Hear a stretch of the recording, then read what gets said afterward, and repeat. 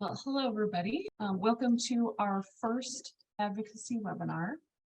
Today, our focus is how we can tell our story to hopefully spur on some change. My name is Lainey Knudsen, and this is part of a larger initiative here at CMD called Your Voice Matters. And this initiative is running for this full year and is supported by a grant from the Muscular Dystrophies. So our agenda for today is to create an elevator pitch, and I'll talk more about that and how we can connect our lived experience to create that, and hopefully be able to ask and for help and to get ask others to help us with that. We're going to just learn some basic facts and ideas on how we can go about this, and then at the end we'll have some time to practice this. So just a little bit about me. I am mom to Peter and Michael. They have Selenon-related myopathy. When our older son Peter was 2.5, we received a clinical diagnosis because at the time genetic diagnosis was not available. And then later on, through a research study, we discovered their genetic diagnosis of Selenon-related myopathy. And here you can see they're pretty active boys. We love hanging out on the lakes in northern Wisconsin where we live. I'm also have been a huge advocate for them and for Cure CMD and other rare diseases. I was invited to attend Rare Disease Week on Capitol Hill in 2019, and I caught the advocacy bug then and started to get more involved with our advocacy at Cure CMD. I also am the volunteer state ambassador for Rare Wisconsin, which is part of NORD, or National Organization for Rare Disorders. And then this year we've launched this initiative.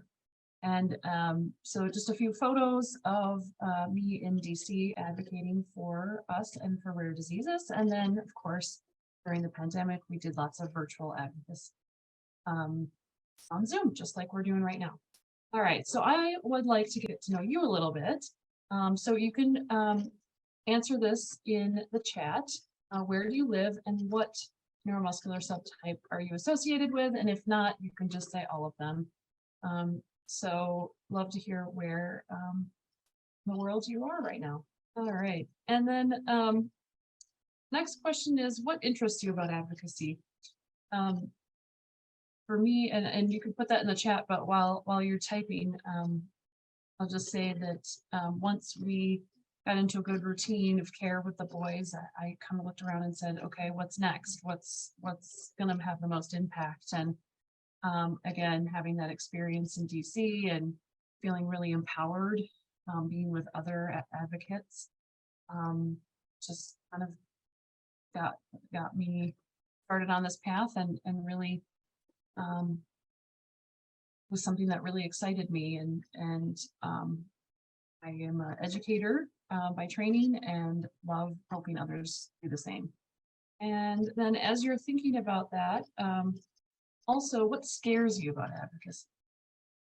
For me, it was, I felt like I needed to know everything about everything to be able to do it. And I learned very quickly that that was not the case. And we'll talk about that a little bit today, but felt as if I would get stuck and not have an answer, and that would ruin my story. But it doesn't, I promise. And again, we'll talk about that. All right. And lastly, what has prevented you from advocating in the past? And again, for me, it was thinking that I wouldn't know what to say. Well, if you're still typing, go ahead. I just want to talk a little bit about what an elevator pitch is. So this is not a term unique to advocacy. The story is that if you were in an elevator going up 10 floors, and you were able to discuss a topic with someone in that 30 to 90 seconds that you had with them in the elevator, what would you say?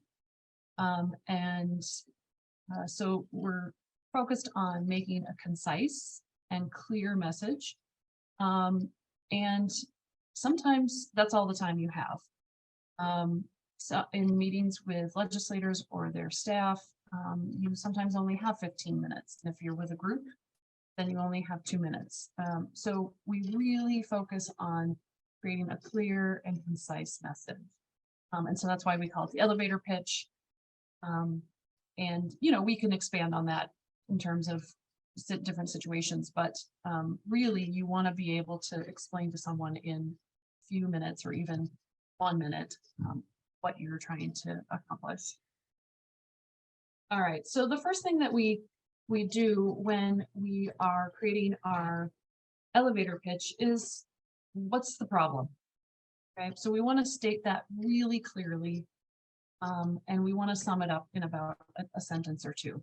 Okay, you don't want to, you know, have a laundry list of issues unless you're talking to someone who could affect those. We want to really focus the problem on who we're addressing, or maybe a specific issue that we're trying to address. I have lots of things that I want to advocate for, but in a situation I have to assess what is my goal here. Okay, and so we want to create a problem statement that's very clear. And just a little advice, sometimes with meeting new advocates, they're afraid to be that they're going to get emotional. It's okay to be emotional. This is emotional stuff, and you know, if you think that you're not going to be able to speak because of it, then maybe you need to tailor it to say things that help you, that you're going to be able to actually verbalize. But if you get a little choked up, that's fine, because this is your life, and this is really important. So the example I have here is, my sons have an ultra rare condition, and because of this, you know, progress has been finding a treatment. That's the problem. Okay, and this could be, I could be addressing a legislator, I could be addressing anybody really. And then, so the second thing is, what are the obstacles? Okay, and so besides the problem, what's getting in the way of being able to resolve that problem? And this is where you want to use examples from your life, but you also want to use facts and data if you can.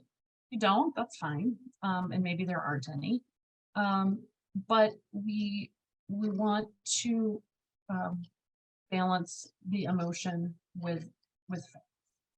Okay, and so in my statement here, you know, I'm saying that many people aren't aware of it. You know, believe there's only a few thousand in the world with this disease, and so funding is often limited. Could say many more things, but again, we want to keep it pretty consistent. So we've created a problem statement. We've said what the obstacles are, and then the next thing is, what's the resolution, and what can the listener do for us? Okay, so we want to be very specific about the problem, or the resolution, and we only want to talk in terms of what that listener can do to help us. Now, we can expand a little bit on that, but we really want to focus on what can that person or that audience do to affect the problem that we've stated. Okay, no one person can solve all of our problems. I wish there was some magical person who could do that, but they cannot. So, you know, want to be very direct and ask, or say, this is something you could do to help. We want to be respectful, of course. I know, again, we can become very emotional, but we're trying to create a resolution here. And as they say, you catch more flies with honey. So we want to be kind and respectful. And then, of course, thank them for their time, but then tell them you're going to follow up. You're going to email them later. You're going to call them. You're going to whatever you need to do, but whatever form seems appropriate. Okay. And so in my example, increased funding would create more opportunity for research. Okay, so very general example here. I'd probably be more specific if I had okay, so I gave an example, but I want to give a more specific example. In this example, it's related to legislation. And again, it doesn't have to be legislative, but I'm just using this example because it's something that is very concrete. So there's currently a bill that's been introduced in the Senate and in the House of Representatives here in the United States. And it is to create more transparency within the FDA when they are reviewing treatment for a rare disease. And I won't read all of this to you, but I'll just say that this bill has been introduced several times. It has not quite gone over the finish line yet. And so this is something that other rare disease organizations are advocating for, and we have supported. And there's a link there that you can look at later that has much more detail on. All right, so let's say I was going to meet with my senator. Senator Tammy Baldwin is one of our senators here in Wisconsin, and she has been very good of healthcare issues. In one of the earlier photos you saw a group of us with her. That was in 2019. I will say sometimes when you meet with legislative offices, you are meeting with staffers. You are not meeting with the actual member of Congress. That is normal.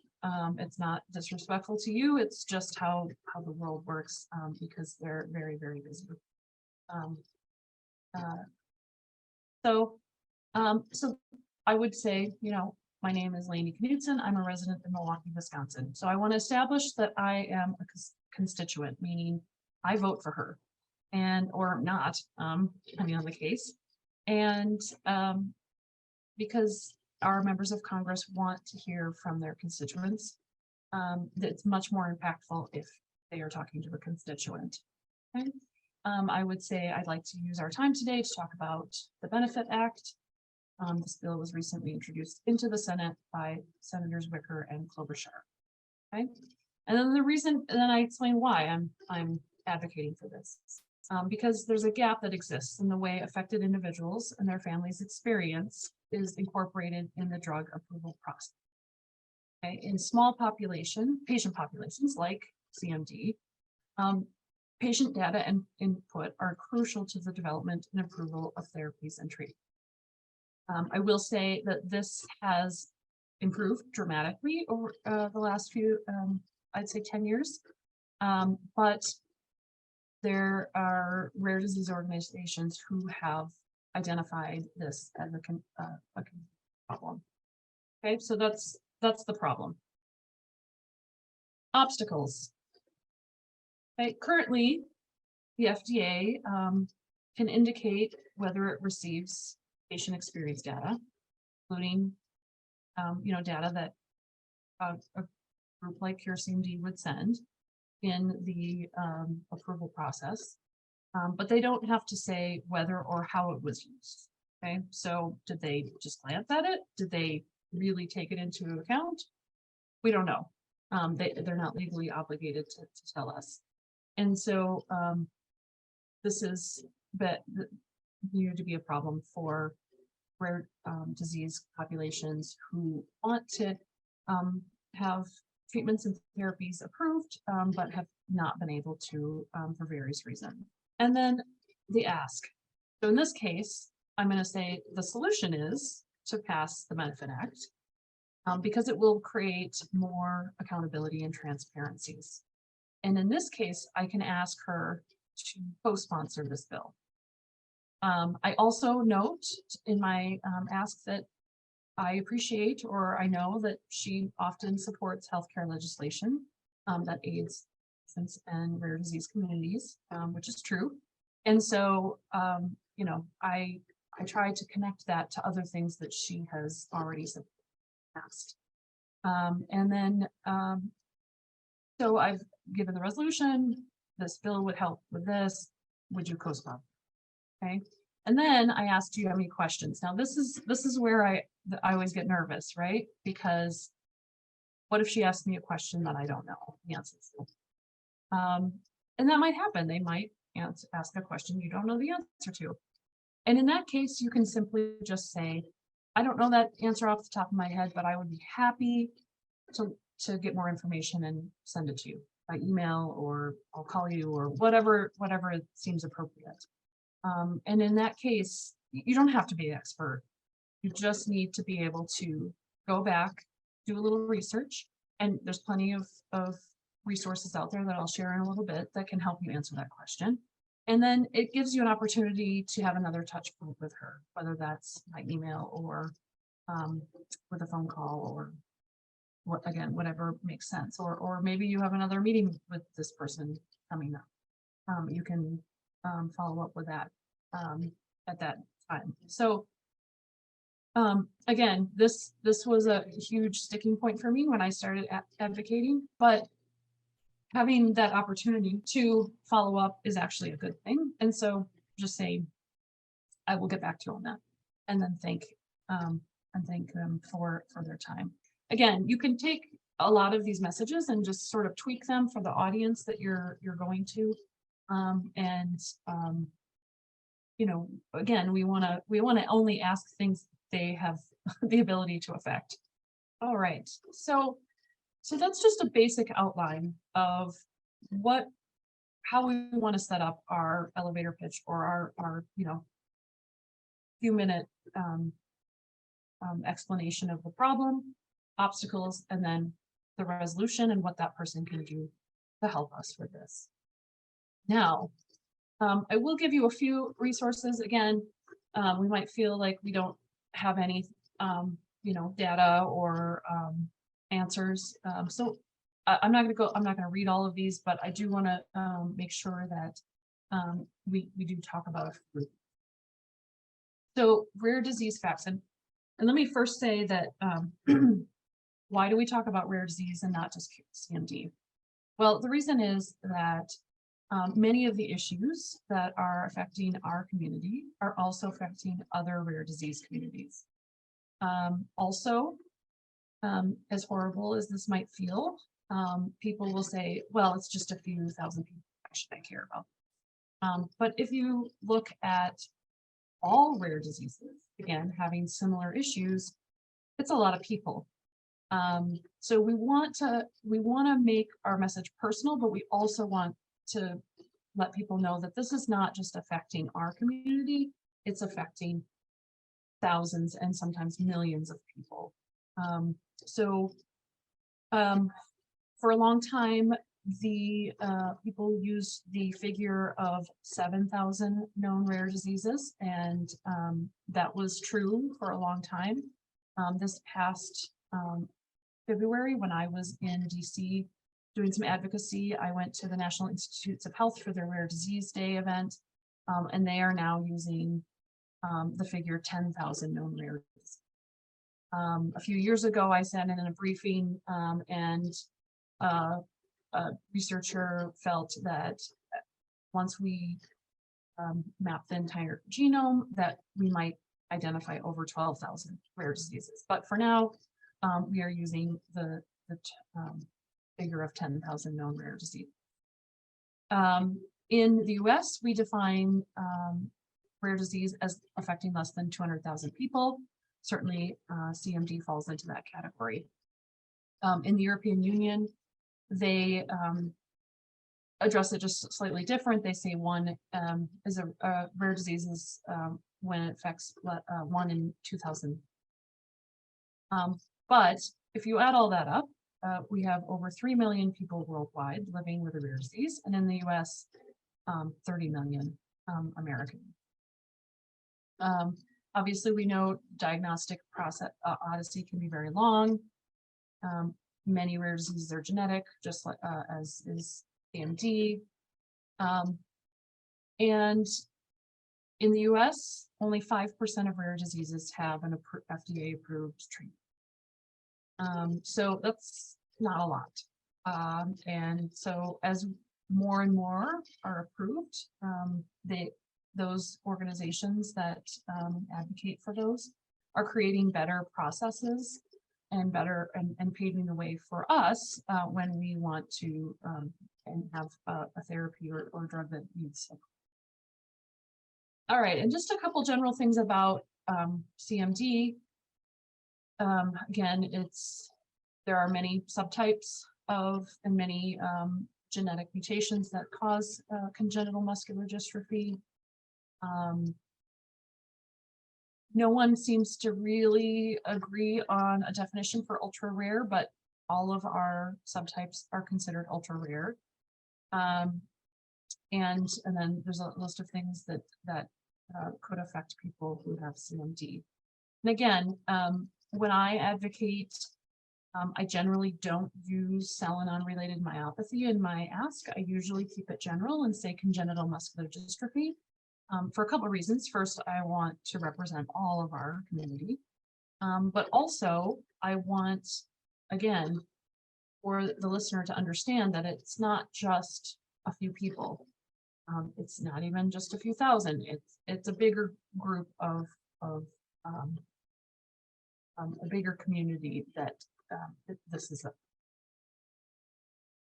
And then just a few things about our organization in general. Again, I'm not going to read through all of these, but this is just a nice little fact sheet for you to keep in mind or to use in creating your elevator pitch.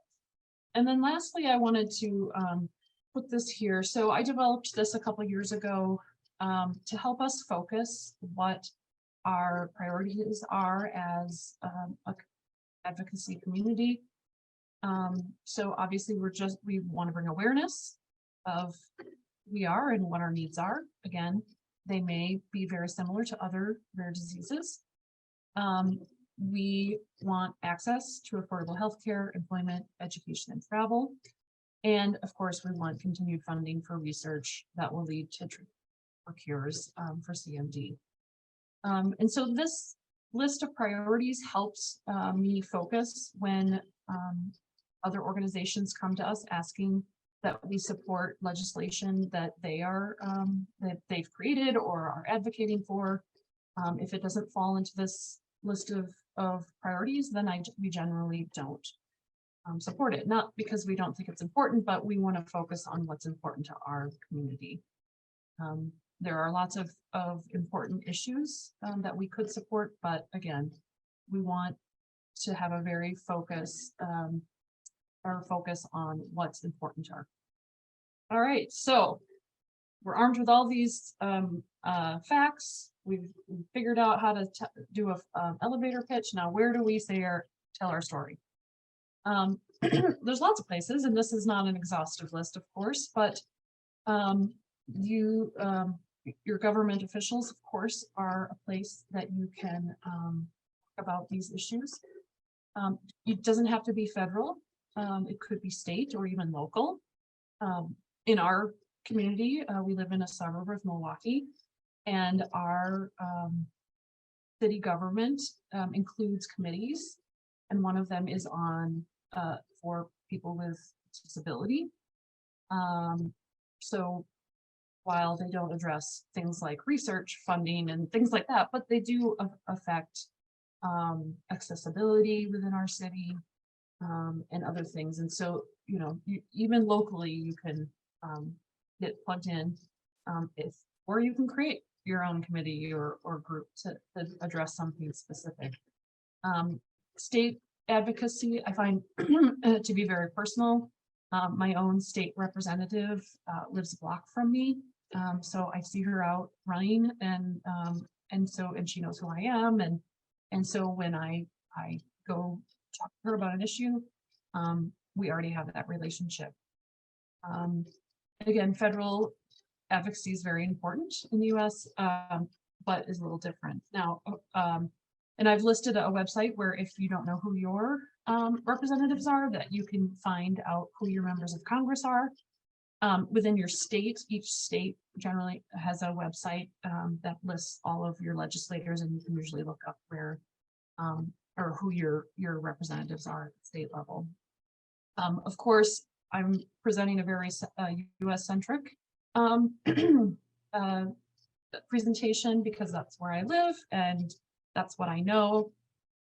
Within other states, or sorry, within other countries, you would have to get connected with advocacy groups within that country to be able to find more resources. Something else to consider is candidates who are running for either state, local, or federal positions, because if they get elected, they might be able to help us. And so I've helped with campaigns for candidates that align with my ideas and beliefs, and who also are open to hearing about the challenges of rare disease and disability.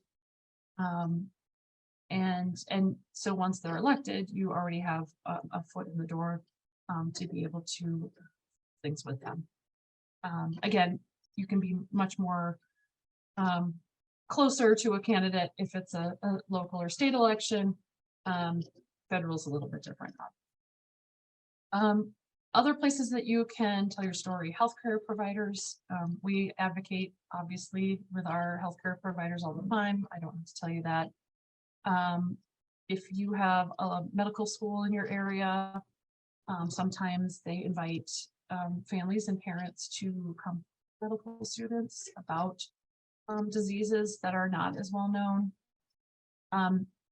Our boys are seen at Children's Wisconsin, and within that organization, they have a family partners program. And so if a specialty or one part of the organization is doing some training, they may invite families to come in to talk about their experience within the system in order to improve the healthcare system. So it's something to look into if you are involved with one specific organization for your care. If you know, school districts, local schools, just this winter, I had to email our school district to tell them that they cannot pile snow in accessible parking spots. I took photos. I told them you are violating ADA, and they took care of it.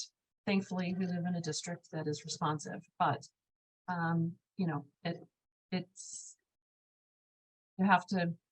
That's also a place where we can affect change and make sure that our students and our children are getting the best education they can. Business leaders, and then the lastly is media or social media. And I'm going to talk too much about that. There are more specific trainings that I can point you to if you'd like to get more into media and social media. I'm of a certain age where social media, I'm not the most savvy.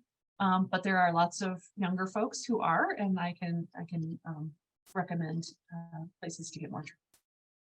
So, any questions so far? Can you talk a little bit about what kind of questions you have actually heard from your representatives? Of course, I'm sure they'll all say, "Well, how can we help?"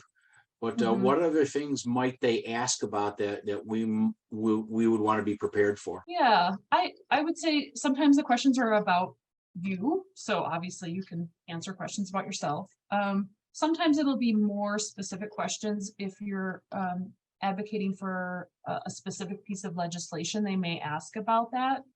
And then in that case, if it's about the legislation and you don't know the answer, that's when it would be a great time to just say, you know, I'm not sure, but I'd be happy to get back to you on that.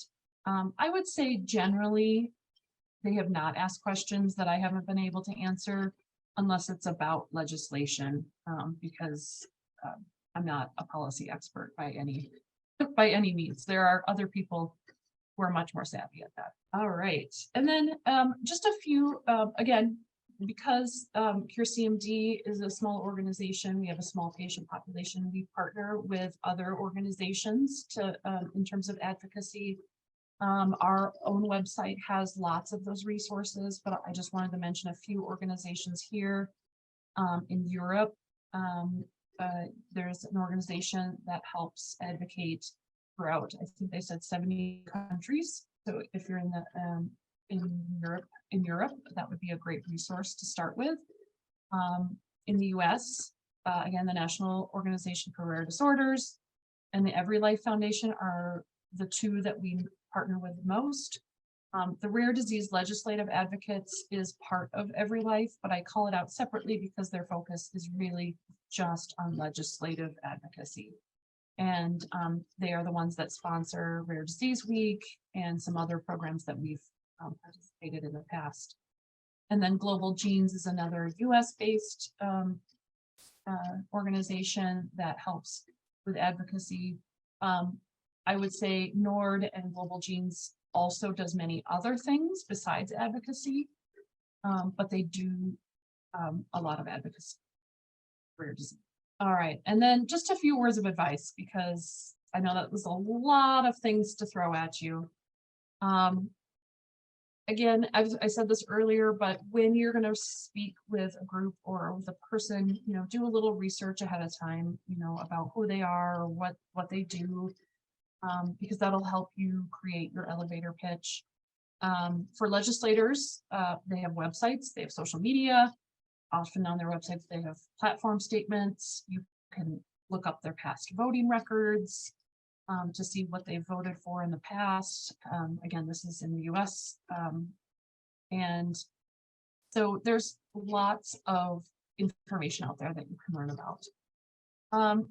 I suggest creating your own advocacy priorities or mission statement. When I first started, I felt so overwhelmed by all of the problems, and there are many, and not even just within the rare disease community. And I felt like I wanted to support all of those or become an expert in all of those, and I just couldn't, because I'm also taking care of my children and I have a day job. So for me, when I focused on just advocating for rare diseases in terms of research and then for people with disabilities, it helped me say no to other things that came my way that didn't fit that priority list or mission statement. And it really helped me focus on what was really important to me and what I wanted my voice to be heard.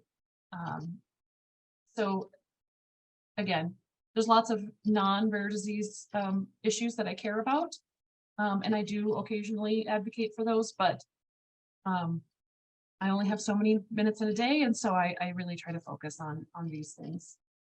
When you're talking with a person, you can just be conversational. You don't have to be formal. Even if you're talking with a legislator, they're people, and you just talk to them as if they were our people. It's okay to have notes. Again, if you want to bring up some facts and you don't want to mess it up, just bring a few notes. That's totally fine. Sometimes I've advocated with people who wrote out their elevator pitch and they just read it because they wanted to make sure that they covered everything. That's fine too. I think as you get more into it, you'll see that you don't need it as much. As I said earlier, we're going to balance the fact with emotion. Again, okay to be emotional. This is emotional stuff, but we also want to make sure that we're also sharing some facts as well. This applies to a lot of things, but less is more. The more we talk, the more diluted our message gets. And so we want to be very concise and clear and make sure that our message is getting there. And this was the best piece of advice I received early in my advocacy, was that I'm the expert. I'm the expert on my life. I'm the expert on my children. I'm the expert on our experience and our journey with CMD. And I can speak really authoritative with that. And of course, sometimes if you're talking about something specific, especially legislation, I might not have all the answers, but I do have all the answers when it comes to my life.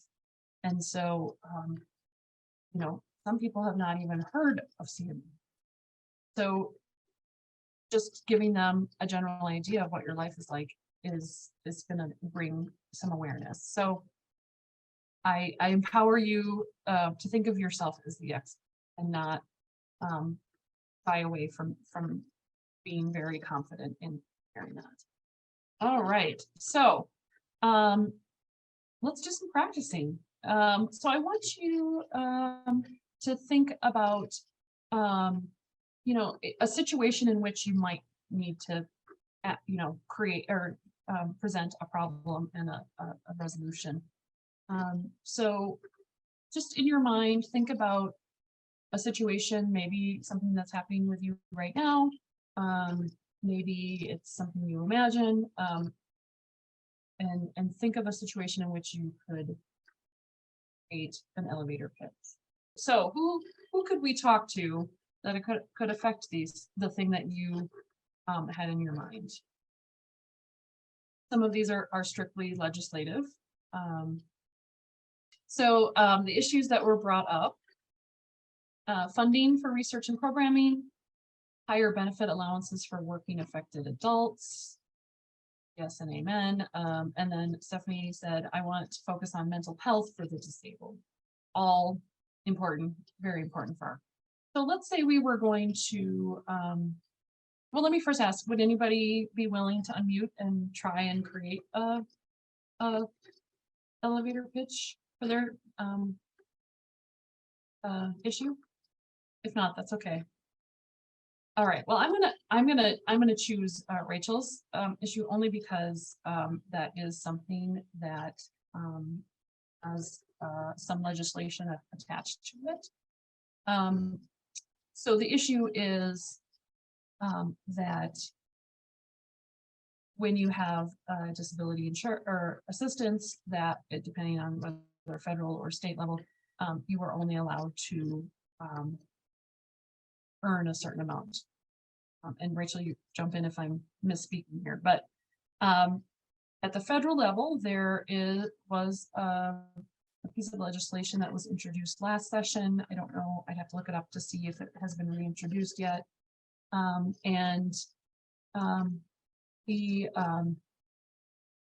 Obviously it's something that's important to our community because many of our families receive this assistance. And the problem is that the allowance has not been raised in, I think, 30 years. Obviously, inflation, costs, all of the wages have changed in 30 years, shockingly. Note the sarcasm. And so we obviously would like to change, along with many, many other.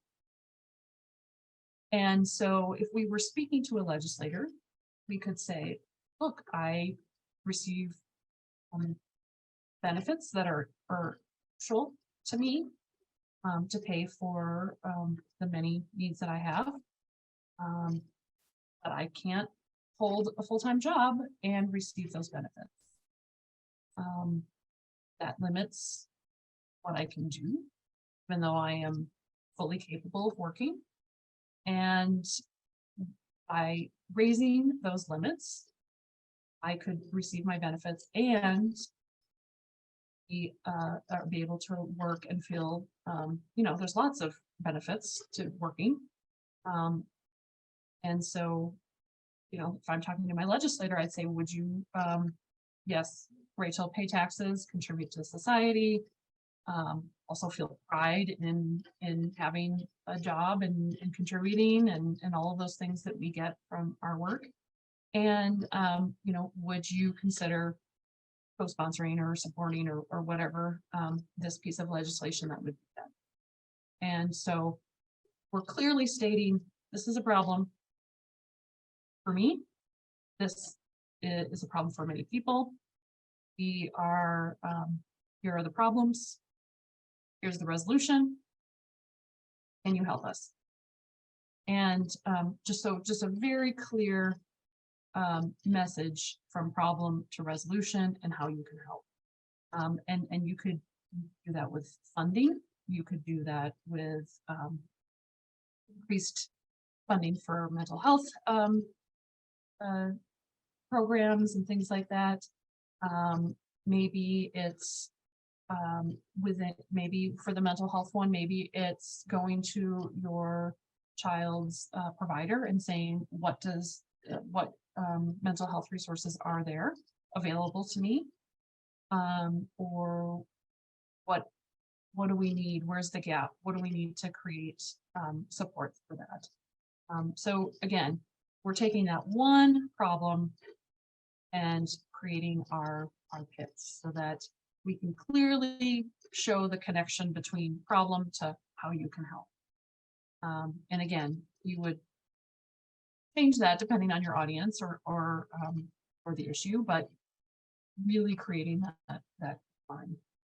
If you think of a question later, I have my contact info at the end of this, so you can certainly contact me outside of this forum. A couple things we can do to create a relationship with our legislator. I think it's Global Genes has a wonderful resource on how to create that relationship, which is linked to on our advocacy website, on our advocacy page on our website. But let's, so if you already have the appointment scheduled, and then you know, go in to speak with the legislator or their staff, again, sometimes it's staff that you speak with, you just introduce who you are. I'm Lainey Knudsen. My sons have a rare disease called congenital muscular dystrophy. You know, we're here to advocate. I am here to advocate for related to rare disease. So you know, just that. But if you need help trying to get a meeting scheduled, or you know, just even get a meeting, there are some things. I don't want to go into all the details because we're limited on time, but there's great resources out there to be able to help you with that. So I just wanted to read Sue's comment only because this is how I felt in the early days. She says, I wish I had more to contribute, but I'm so new to the world of CMD. I'm learning to navigate our new reality.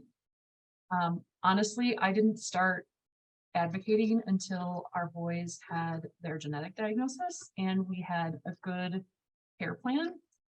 We had a team of experts in place, and I felt like I had more capacity to do this. And I didn't start out, you know, I just did little things. That sometimes advocacy is just, you know, only takes a few minutes, and we share a lot of that, those action items through our social media.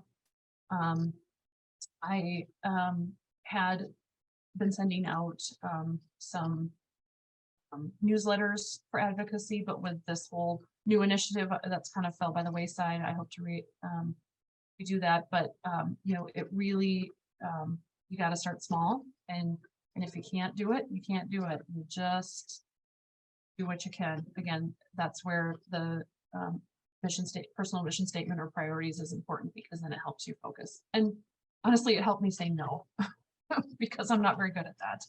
And it helped me to focus on what I really wanted to focus on. So I just wanted to point out one event that's happening very soon. So the RDLA, or Rare Disease Legislative Advocates, have an event called Rare Across America. They also sponsor Rare Disease Week on Capitol Hill. That event is when you actually travel to DC advocate, but Rare Across America is great because you get to just stay in your own state. And so it's an opportunity for you to learn how to advocate. They have issues that you can advocate for that affect the rare disease community. So you don't have to come up with your own issue. I mean, you may, but you don't have to. And I found doing these helped me kind of get my feet under me to be able to then, okay, what are some things that I personally want? I will be participating in Rare Across America. The Senate meetings will be occurring virtually still, but your meetings with your members of Congress or the House of Representatives will actually happen in person. Generally, they happen with staff, like regional staffers, and would be much closer to home in terms of now I live in an urban community. I have the advantage that they have offices here in Milwaukee, so I just have a little ways to go, but it's really a great way to again figure out, observe, and RDLA provides webinars like this in terms of how to advocate and how to really learn how to hone your story. All right, and then lastly, I've got my email address here. If you email advocacy@cmd.org, I will get that and would be happy to discuss this more, set up a one-on-one Zoom with you, or just discuss things by email. It's really, I found advocacy very empowering, and so I should say when I had time for it, I found it very empowering, and I want to feel that I want others in this community to feel important as well. So feel free to reach out anytime, and I'm happy to answer any questions you have. Thanks, everybody, and thanks for attending. Again, check out our advocacy page on our website, and then feel free to email me at any time.